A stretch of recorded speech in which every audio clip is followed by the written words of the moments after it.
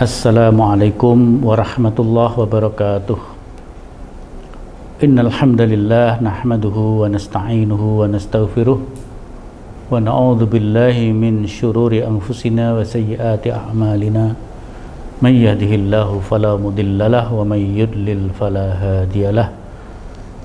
Allahumma shalli ala Muhammad wa ala ali Muhammad kama shallaita ala Ibrahim wa ala ali Ibrahim wa barik ala Muhammad wa ala ali Muhammad kama barakta ala Ibrahim wa ali Ibrahim innaka Hamidum Majid.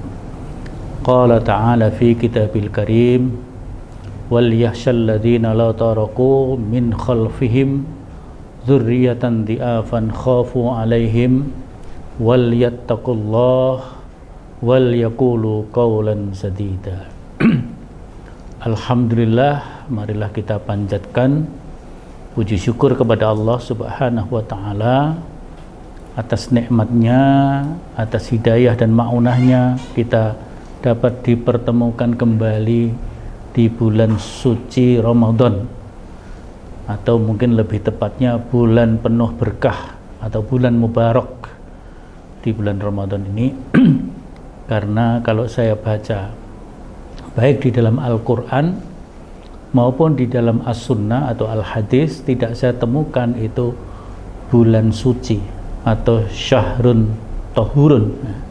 Yang ada adalah syahrun mubarak, seperti sabda Nabi ketika memanggil para sahabat, memberitahukan kepada para sahabat bahwa telah datang bulan Ramadan, syahrun mubarak, qad ja'akum syahrun mubarak.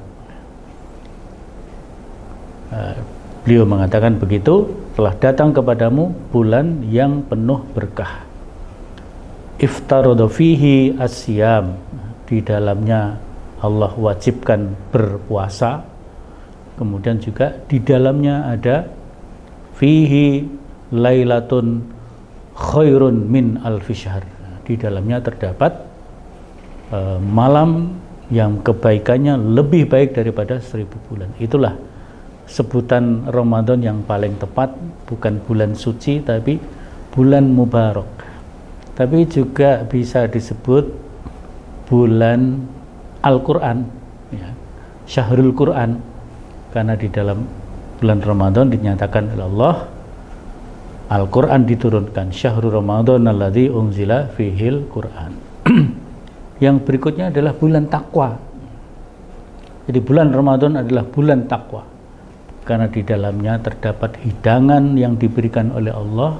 Kalau kita nikmati hidangan Ramadan itu, akan meningkatkan ketakwaan kita kepada Allah, sebagaimana sabdanya la'allakum tattaqun, ya ayyuhalladzina amanu kutiba alaikumusiyam kama kutiba alal ladzina min qablikum la'allakum tattaqun.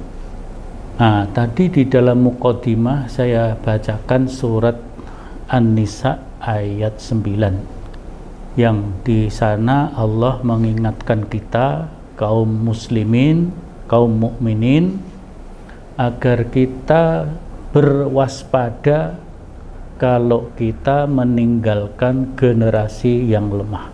Wal yakhsha, hendaklah orang-orang yang beriman itu berwaspada, khawatir, takut kalau mereka meninggalkan dzurriyyatan dhi'afah.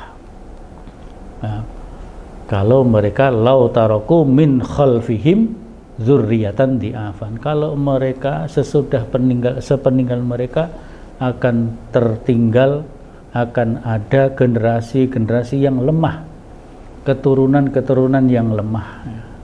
Keturunan yang lemah ini bisa dilihat dari berbagai segi, berbagai aspek, yaitu lemah iman, lemah ilmu, mungkin juga bisa lemah ekonomi dan sebagainya, lemah sosial.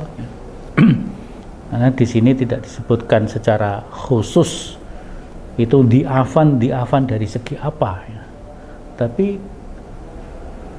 di dalam ayat itu kan diingatkan kepada kita wal yattaqullah, hendaklah kalian bertakwa kepada Allah. Berarti kita di dalam menyiapkan generasi penerus, membangun, mendidik anak keturunan kita, baik itu anak keturunan kita secara biologis, secara sebagai anak kandung kita, tapi juga anak keturunan bersama umat, ya. Generasi penerus umat.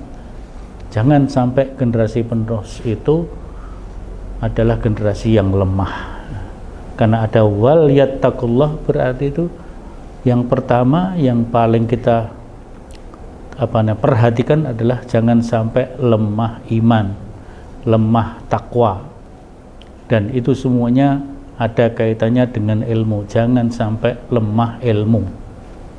Nah, ilmu ini bisa ilmu yang bersifat ulum ad-din, ulum syar'iyah, yang terkait dengan pembinaan keimanan dan ketakwaan kepada Allah, tapi juga ilmu dalam arti keterampilan hidup, life skill, ya, life skill, keterampilan hidup, ilmu dalam keterampilan hidup, yaitu bisa ilmu-ilmu bersifat teoretik dan praktis, ya, dalam kehidupan dunia ini, sehingga kalau generasi penerus itu ditanamkan ilmu yang komprehensif, ilmu yang menguatkan iman dan takwa kepada Allah, dan ilmu yang menguatkan dalam dia menjalani hidup di dunia ini, maka dia akan bisa menjadi generasi yang kuat, generasi yang memiliki manfaat yang besar,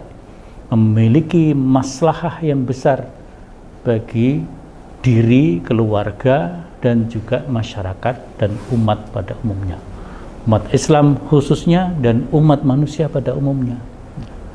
Dengan ilmu keagamaannya, diri pribadinya meningkatkan, selalu menyegarkan, selalu mengaktifkan keimanan dan ketakwaannya dalam kehidupannya, tapi juga sekaligus memberikan pencerahan iman, takwa kepada masyarakatnya. Dengan keterampilan hidupnya, mungkin dia memiliki keterampilan mendidik, berarti dia profesinya pendidikan, keterampilan bisnis, profesinya ekonomi bisnis, keterampilan bertani, dan seterusnya. Ini perlu kita siapkan. Dan di dalam bulan takwa, bulan Ramadan ini, bisa kita jadikan momentum, ya, untuk menanamkan nilai-nilai keimanan, ketakwaan, tapi juga menanamkan ilmu-ilmu yang bersifat keterampilan hidup, menjalani hidup di dunia ini, ya. Dan tentu manfaatnya tidak hanya untuk diri anak kita tersebut, dimanfaatkan untuk dirinya, kalau nanti sudah berkeluarga akan bermanfaat bagi keluarganya, kemudian tentu hidup bermasyarakat, ya, hidup bermasyarakat bisa melalui gerakan-gerakan dakwah seperti yang kita alami, yaitu di Muhammadiyah ini. Apakah dia akan terampil dalam melaksanakan tugas-tugas di persyarikatan dalam dakwah dan tablik, kalau aktif di majelis tablik atau korps mubalik, tapi bisa juga mengelola dan mengembangkan pendidikan, mengelola dan mengembangkan kegiatan-kegiatan bisnis dan ekonomi yang berlandaskan kepada sistem syariah. Nah, ini kan akan memberikan manfaat yang besar kepada umat dan masyarakat, ya. Jadi momentum Ramadan sebagai bulan takwa, karena ayat 9 An-Nisa tadi ada kata kunci wal yattaqullah, dan hendaklah kalian bertakwa kepada Allah, kemudian wal yaqulu qaulan sadida, dan hendaklah kalian berkata dengan perkataan yang baik, perkataan yang benar. Artinya di dalam membina, menanamkan nilai-nilai, mendidik, itu dengan kata-kata qaulan sadida. Qaulan sadida itu ya perkataan yang benar, perkataan yang baik, perkataan yang santun, juga sekaligus perkataan yang tulus dari hati. Nah, jadi kalau orang tua yang lebih senior menanamkan nilai-nilai pendidikan itu dengan perkataan yang baik, benar, santun, tulus, insya Allah akan masuk dan sukses. Inilah barangkali yang dapat saya sampaikan. Jadi momentum Ramadan bisa kita manfaatkan untuk mendidik, menyiapkan generasi penerus agar menjadi generasi yang sehat dan kuat iman, takwa, kuat ilmu, kuat sosial, ekonomi, dan seterusnya. Demikianlah, kurang lebihnya mohon maaf. Yang benar datangnya dari Allah. Kalau ada kekeliruan, kesalahan, tentu dari saya sendiri. Nasrun minallah wa fathun qarib wa basyiril mu'minin. Wassalamualaikum warahmatullahi wabarakatuh.